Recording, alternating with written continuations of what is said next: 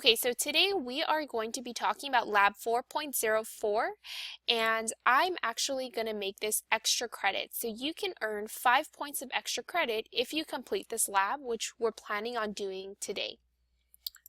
As a reminder, if you have a 60% or better in the class, you do not need to take the semester finals. So once you finish all of the quizzes in units 1 through 4, if you have a 60% or better, you are excused from the semester final, which is a really great incentive and it's a reward for all your hard work this quarter. So again, make sure that you're reaching that 60% once you finish all the quizzes in units 1 through 4. If you do this lab, that'll help you reach that 60% because it's extra credit and you can get up to 5 points extra credit depending on how well you do. Okay, so first we need to go over a couple of concepts including Punnett squares, and then we'll go ahead and complete the lab together. Okay, so what is a Punnett square? So Punnett squares help us predict what the offspring of two organisms would look like. Can someone give me another word for offspring? What's another word for offspring?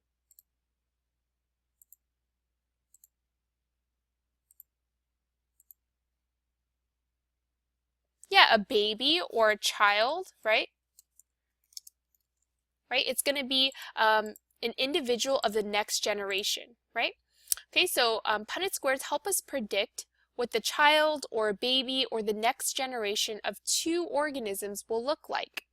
In order to know the genotypes of in order to do a Punnett square, you need to know the genotypes of the parents. Can someone remind me, what is a genotype? What is a genotype? Go ahead and type in the chat box.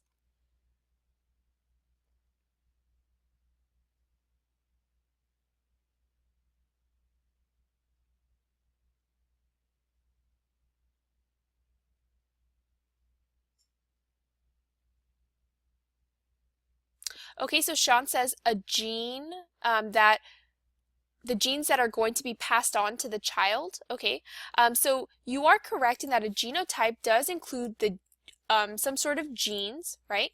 And they represent the version or alleles of a certain gene that a parent or an individual has. So how many letters usually make up a genotype?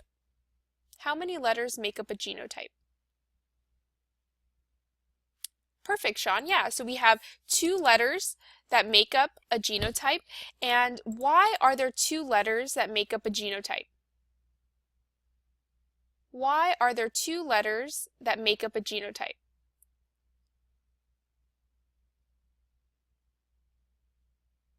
Excellent, Isabel. Yeah, you get 1 from each parent. You get 1 from mom and 1 from dad. Okay, so again, when we use a Punnett square, we need to know the genotype of each parent, right? So each of the parents will have a genotype that make up 2 letters, 1 from their mom and 1 from their dad. Okay, so let's go ahead and see how exactly we'll complete a Punnett square.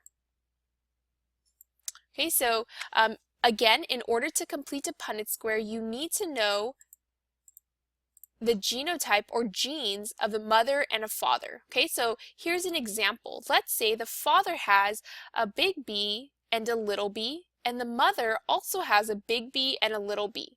What you will do is you will place these letters on each side of the Punnett squared. So for the mother, we'll put a big B and a little b. For the father, we'll put a big B and a little b. And that's what you will always do to set up the Punnett square. Okay, so you just take those genotypes, you break them down into just single letters, and you put them on each side of the Punnett square. Okay, so in this case, we're looking at eye color, where we have big B, which is brown eyes, and little b, which is blue eyes. Which one of these are dominant? Which one of these is dominant over the other? Is the brown eyes allele dominant, or is the blue eyes allele dominant? Great, yeah, so brown is actually dominant. And Isabel, how do you know that the brown eyes is dominant?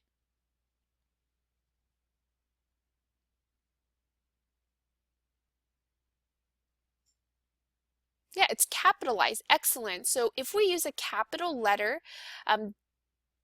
that means that the allele is dominant. Okay, so what color eyes does the father have? The father has a big B and a little b. So what color would his eyes be? Excellent, Sean. Yeah, it would be brown. And why would it be brown? He does have the blue-eye gene. Why is it brown? Why does he have brown eyes? Because of the dominant gene. Excellent. So we have the father having a big B and a little b, but that big B, which is for brown eyes, is dominant over the blue eye gene. Okay, so this is how we set up our Punnett square. So now we need to figure out how do we actually fill it in, because remember our goal is to find out what is the probability of their kids having, for example, brown eyes or blue eyes. Okay, so how do you complete it? The first thing you're going to do is you're going to start you could start with either the mother or the father, but we're starting with the father's side in this example. And what you're going to do is, because there's a big B right here, you're going to bring down those big B's, right, down this column. So you're going to fill out each of these squares with big B's, and you're going to do the same thing with the little b's as well. You'll put a little b here and here. Okay, so you're going to fill out these squares going down the columns first. All right? Afterwards, you're going to go ahead and fill out the mothers. So you're going to take the big B and the little b, and you're going to fill out the rows. And so you see we put a big B here and a big B here, a little b here, and another little b here. Okay, and that's how you fill out a Punnett square. All you have to do is drag either the letters down or across the Punnett square. Give me a green check if that makes sense, or a red X if you need me to go over that one more time.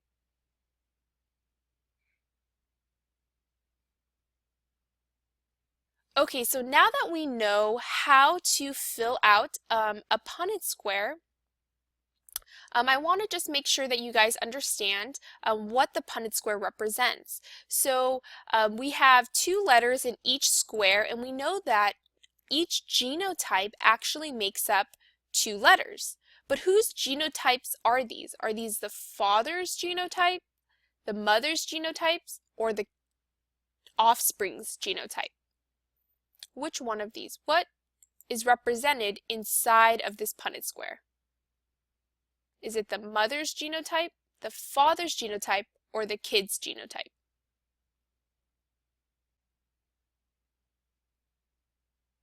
Excellent, Sean. That's actually exactly the correct answer. So it's all of their offspring's genotype, right? But it's not actually what the child's genotype is, but it's what it could be. It's all of the different possibilities of this mother and father's children. Okay, so it's all the possibilities that are possible. All right, so now that we fill out our genotype, we want to go ahead and figure out the ratios for the phenotypes. Can someone remind me, what is a phenotype? For the genotype, we're looking at genes. For the phenotype, what are we looking at?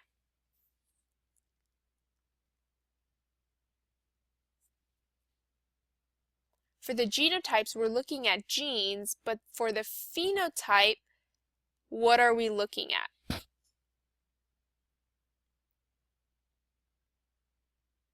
The physical appearance. Excellent, Isabel. So before we look at the ratios for the phenotypes, I want to just make sure we understand what phenotype each of these genotypes produces. So for big B, what would be the genotype? Sorry, the phenotype. For big B, what would be the phenotype or physical appearance? Yeah, it would be brown eyes, right? Because that's the only gene that this person would have. What about big B, little b?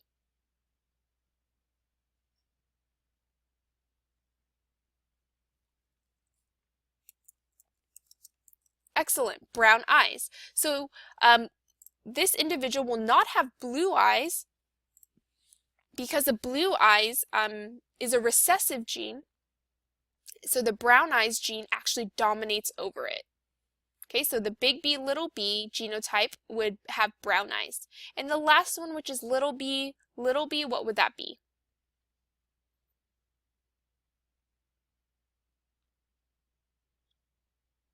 That would be blue eyes. Excellent. Okay, so those are all the different types of phenotypes that are possible from these three genotypes. We can either have brown eyes or we can have blue eyes. Okay, so a lot of the Punnett square questions, they will ask you, what is the probability that this couple will have a child with brown eyes or blue eyes? Okay, so what I'm going to do is I'm going to give you guys whiteboard privileges, okay, and I want you guys to look at all of the different genotypes that produces brown eyes in this Punnett square, and I want you to circle the box that has a genotype with brown eyes. Okay, so circle any of these boxes that has a genotype with brown eyes.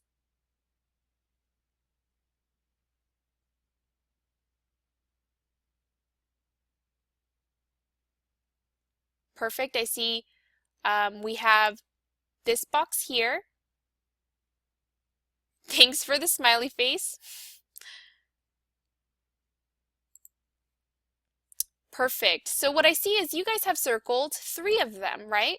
All 3 of these genotypes produces a phenotype of brown eyes. Okay, so how many boxes did we circle?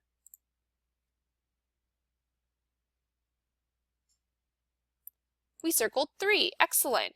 And how many total boxes are there? There's a total of 4, right? So the ratio would be 3 out of 4. Does anyone know what percentage that would be? 3 out of 4? Excellent. Yeah, it would be 75%. Okay, so if the question asks, what is the probability that this child will have, or that this couple will have a child with brown eyes? The answer is 75%, or 3 out of 4. What about blue eyes? How many boxes here represent a child with blue eyes? Yeah, only 1. So 1 out of 4 would equal how many percent? 1 out of 4 will equal how many percent? Perfect, 25%. Okay, so what you see is that there's a 75% chance that the child will have brown eyes, or 25% that the child will have blue eyes. Okay, so what's kind of cool about this is that you realize even if you have two parents with brown eyes, they still have a 25% chance that the child can have blue eyes as well.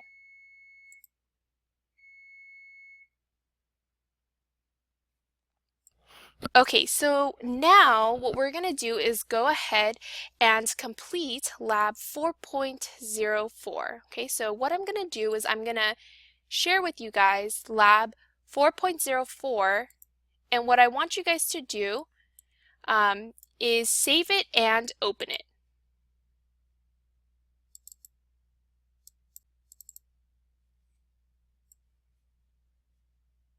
So again, you want to save it and open it. Make sure you're saving it to a place that you can actually find it.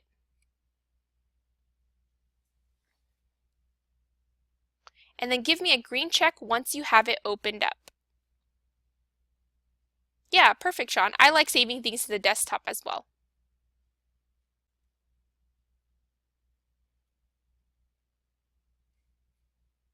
So for this lab, you're going to get 5 points extra credit if you complete it, and we're going to go ahead and complete it right now. Okay, so in this example, you're going to be doing a monohybrid cross, which is what we just went over.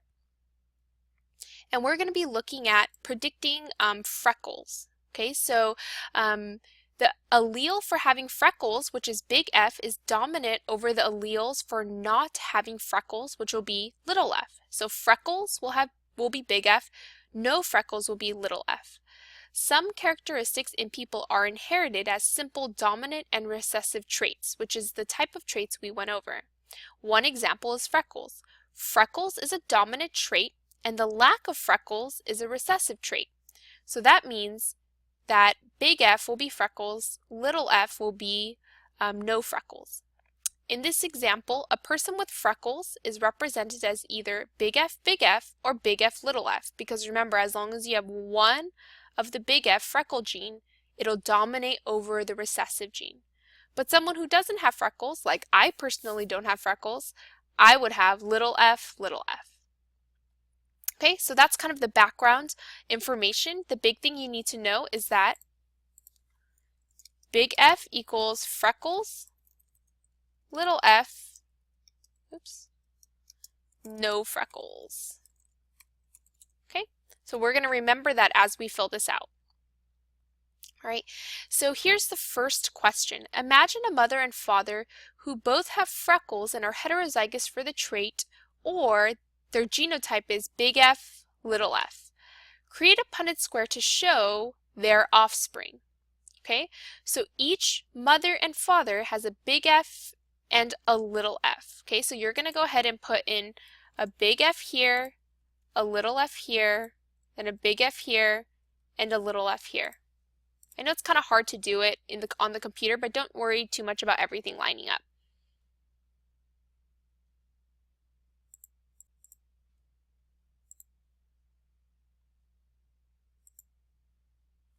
Okay, so then afterwards what you're going to do is you are going to then fill out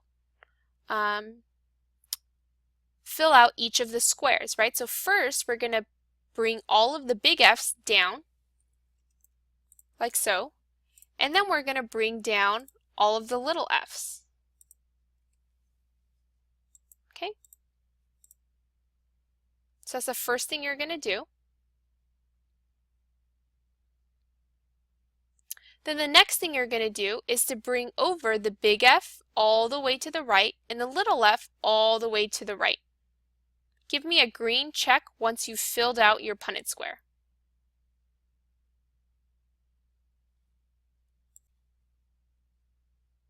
All right, so can I get some help in how to fill this out? What did you guys have in this box right here?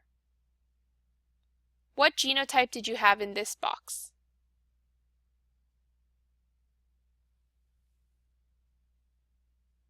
Okay, so I want 2 letters because we have the genotype is made up of 2 letters, right? So what 2 letters did you have in this box?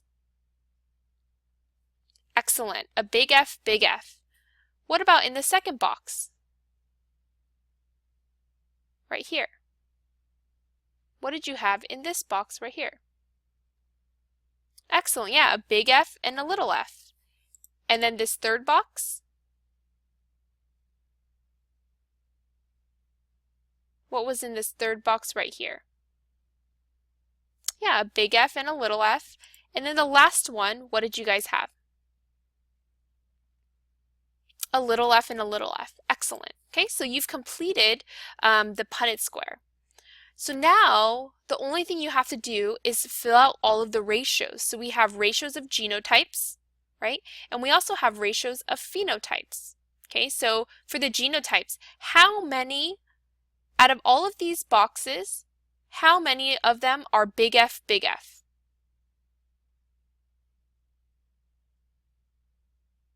How many of these are big F, big F? Yeah, perfect, only 1. What about big F, little f? How many of them are big F, little f? 2. Excellent. And then how many are little f, little f? Excellent. 1, right?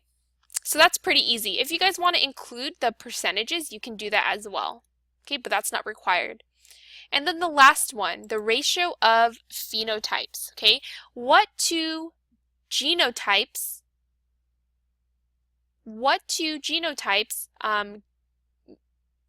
gives a phenotype of freckles? What two genotypes gives the phenotypes of freckles?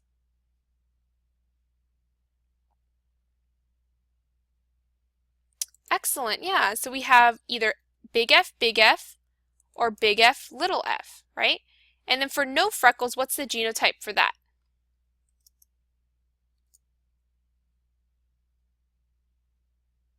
Little f, perfect. Okay, so how many of these genotypes give off freckles? How many of these in this Punnett squares give out freckles?